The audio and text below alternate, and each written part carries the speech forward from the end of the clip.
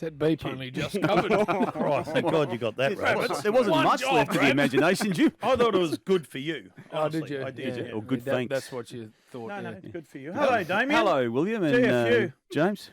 GFU. Yeah.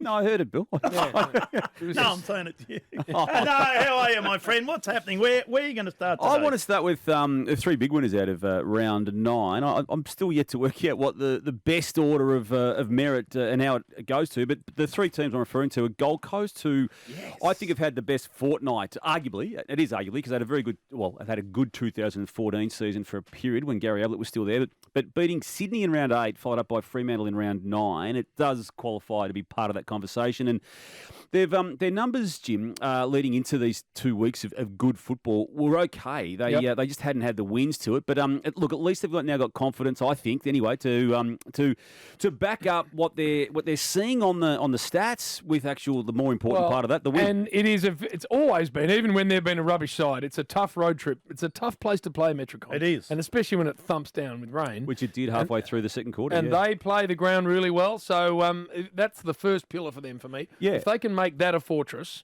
then try and pinch a few away, it's how they develop. So I agree, good win. There's been some names, Bill, that have always been good at that footy club. Took Miller and Witts obviously Touk fall Miller, into that mate. category. Swallow's been a great leader of that club, and look, he probably hasn't got the kudos he does deserve. And I reckon Collins fits into that bill too. Sam Collins, the best and fairest winner of 2020, played well again last year, is holding that back line together. Rory Thompson's come back in, Jim, after 4 years out with 2 knee recos. And Mavia Child, to think that Mavia Child and Levi Casbolt have now kicked 39 goals between them for the year, to stack up really well with the good 1-2. 39 goals. Yeah, 20 and 19. Yeah, 20 for Casbolt, 19 for Mavia. And they're filling the void that was created, unfortunately, by Ben King going down. So if he was around, I mean, the 4-5 scoreline could easily be a whole lot better. But, Carlton, Isaac Rankin seemed to work harder and tackle and things like that. So someone's got to him finally. He needed to, didn't he? He did. And he did. And look, again, the club actually defended him, and they kept playing him despite what some people were saying should happen. And look, hopefully they're going to be rewarded, and hopefully he's going to be rewarded too for the toil that he's clearly put in, because he was good yesterday. Carlton, 7-2. I mean, when you get to this stage of any season, regardless of who you are, you've established yourself as a bona fide, top 4 chance, and they are that. They are that because they're doing it, wading through adversity. Like even Charlie Curnow hadn't had much to do until 3/4 time yesterday. Then took 2 big marks, 2 goals. It's all he needed to do yesterday. That's the way they're playing. That was without Harry Mackay being part of the team. Bill, Jack Silvani kicked 2 really nice goals. And again, another important gun. Sam Walsh is clearly now recovered from that syndesmosis that he missed some footy with, but was rushed back from, I think, prematurely. But he got through those games. He's back to his good. Kennedy and Hewitt. Hewitt was back in the team and played really, really well. They haven't really got a ruckman of a big name,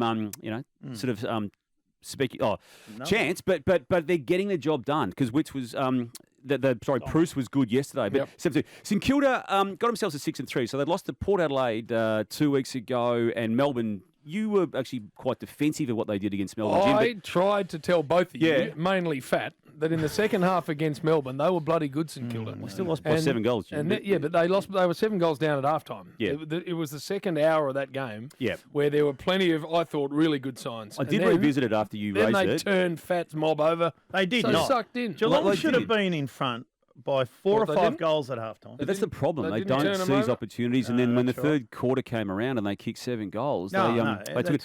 It was courageous, wasn't it? Because Jack Steele, I mean, when you saw him tackled by Kolodjasny and he just got up and then took himself off the grid, you knew that his nature is not to do that. So you knew it was serious, and it was serious enough for him to now miss 8 weeks, but played the game out, played his role. I mean, you guys know my views on Paddy Ryder, even at 34 and in his 17th season, just somehow getting better, I think. Right, so they didn't beat Geelong. I was looking at the thing here.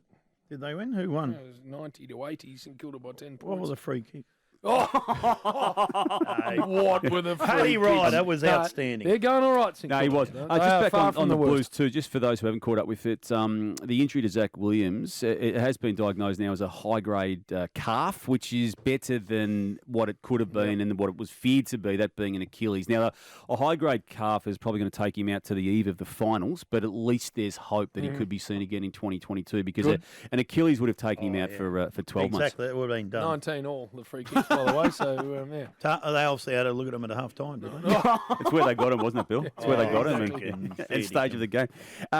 Sydney too. I do like what they're doing this year. It was only against Essendon. We'll touch on Essendon in the negative sections. But again, Franklin, I think had one of his better games, despite only kicking the 2 goals. Jeez, he looks good. He missed a heap, but wasn't he lively? Doesn't he look good? And Bill, I thought he was really conscious of bringing others into the game from the very outset. And I'm not saying he never has been that way, but to me, he went out of his way to do that. So I wonder if Johnny Horse Longmire's had a chat to him, or someone has, because you're right. He's not going for the long pings and kicking long points.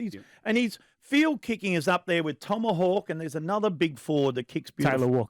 Taylor Walker. Their field kicking is absolutely magnificent. The weighting of just balls. how they weight it, and they use it really, really well. A couple other references too. Richmond just get moving nicely. I know there's still some doubts about how far they can go, but while they keep winning matches, they've got a nice little stretch coming up. Martin now 2 games back, 5 goals to his name. Nankervis is going really, really nicely the past fortnight, as well as anyone in the past fortnight. Bolton just keeps taking another step every time he plays.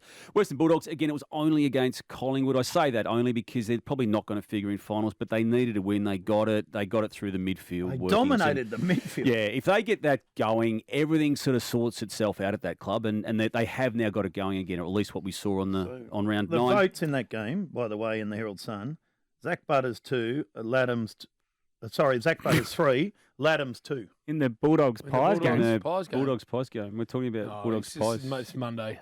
Magpies Bulldogs. What the hell? No, there's something probably wrong with it. We're going to have a little break here, and he's right. He's reading. What have you got, Herald Sun from Ronnie Lerner, 3 years ago? Ronnie Lerner's vote, right, Tim? We are just taking a break. More with Damo next. Rush hour, Triple M. Adam Gilchrist to join us shortly, but right now, Damian Barrett's in the studio. Right, where are we headed now, Purple? Are we going down the not so good path? Yeah, we need to. We do on a Monday, don't we? There's 2 horror shows in the AFL competition this year, aren't there? Horror shows? Well, they are, Bill.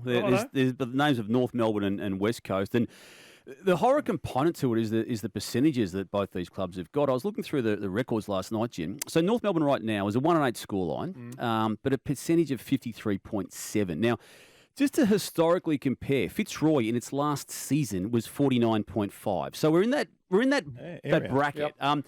GWS in its first season, 2012, was 46.2. Even Gold Coast in its first season, 2011, had a higher percentage than North has got right now. Now, I know there's reasons for it, but often percentage, sometimes, Bill, more than the actual win-loss bracket, is a greater indicator of where and how low you have slumped. And North Melbourne is clearly down the very bottom.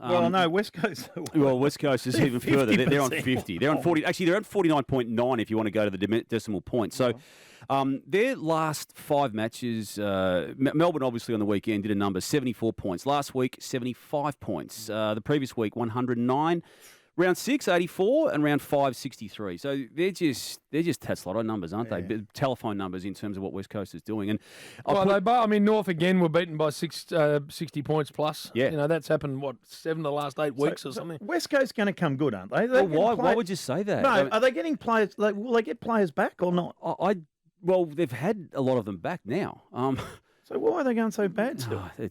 Look, I think they were clearly going to trend down regardless of all the COVID that has clearly got them to this absolute depth of How did they beat low. Collingwood?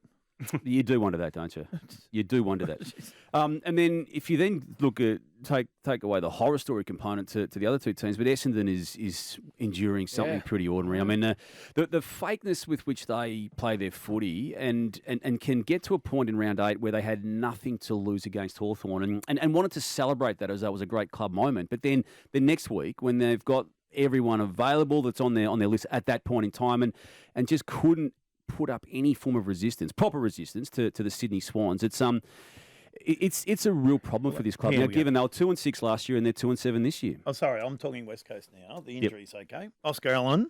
Well, he hasn't been seen all year. To BC, it says here. Hasn't been seen and then you got Tom Cole, inactive. Well, he's not going to change their fortunes, is he? Nick Nat, 7 weeks. Yep. Willie Rioli, 2BC. Dom Sheed, 3 to 4 weeks. Luke Shuey, 1 to 2 weeks.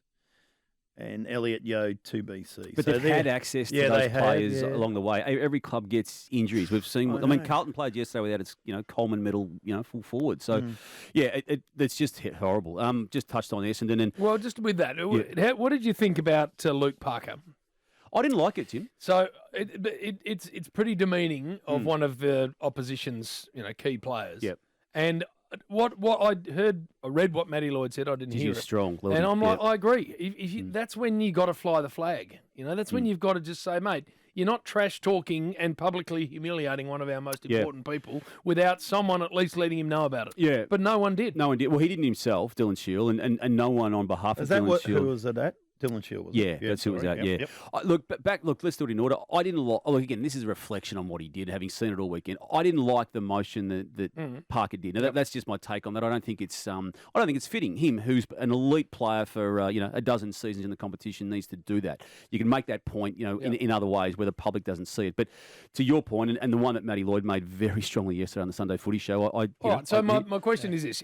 And I know it's a different time, but if you'd done that to a West Coast Eagles player when John Worsfold was playing, or if you'd done that to a North Melbourne player when Glenn Archer was playing, I mean, just imagine what would happen. Well, you wouldn't allow it. No, you wouldn't do it for that very reason. But if you did, you would know about it pretty quickly. So I think Lloyd's point's a good one. It talks to, what are you standing for here?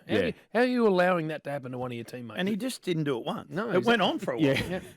I might have misread what Lloydie was saying because I then sort of refuted the need to do that because I was then thinking of what Lloydie did in a famous game in 2009 when he didn't play again after he did what he did to Brett Still. But but he wasn't making the point to go and do that. It was just, as you said. Just to fly the flag, worries for Collingwood and Hawthorn. Both had really good starts of the year, didn't they? Got off to the 2-0 start and then were good in weeks beyond the initial rounds. But we get now, and Hawthorn has now lost 6 of the past 7, and Collingwood's 4 wins, 5 losses. So they're the same scoreline as the Gold Coast Suns, who we're pumping up, but they're just fallen away, haven't they? They really have. It didn't look on the weekend like the Collingwood we saw round 1. That's right. The Giants coach. Yep. Who's the front runner? The front runner, the easier name there, Bill, is Alistair Clarkson. So, because Ross Lyon ruled himself out, Nathan Buckley I heard ruled Ross Lyon do himself. that, and Nathan Buckley did as well. So they're out. Well, they say they're out. All right.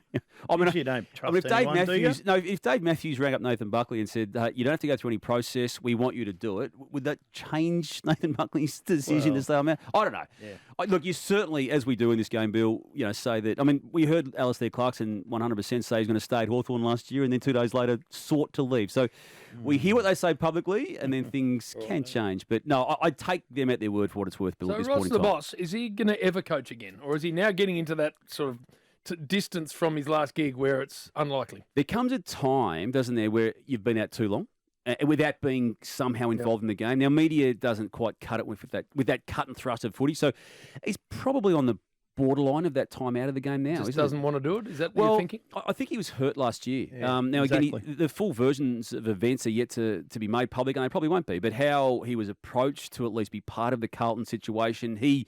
we're led to believe said yes, and then there was a subsequent requirement to go through the process, which he had made very clear, I'm not doing. Now, there's always, the truth in the middle of all of those stories, but I think he was a little bit, burnt by that outcome when it came to the crunch. Incredible record, by the way. Extraordinary. I mean, didn't win a premiership, but everything else.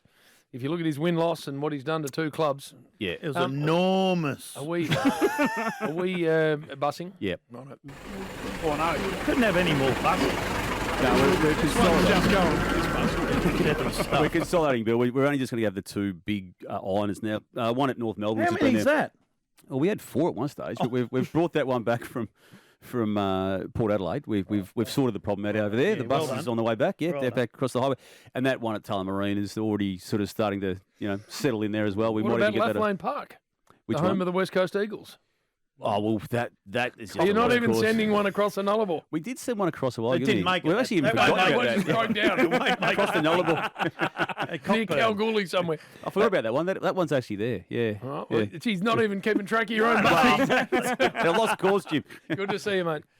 That was Damo's recovery session. Never miss a moment on KO Sports with all your faves, including AFL, NRL, F1, NBA playoffs, and so much more.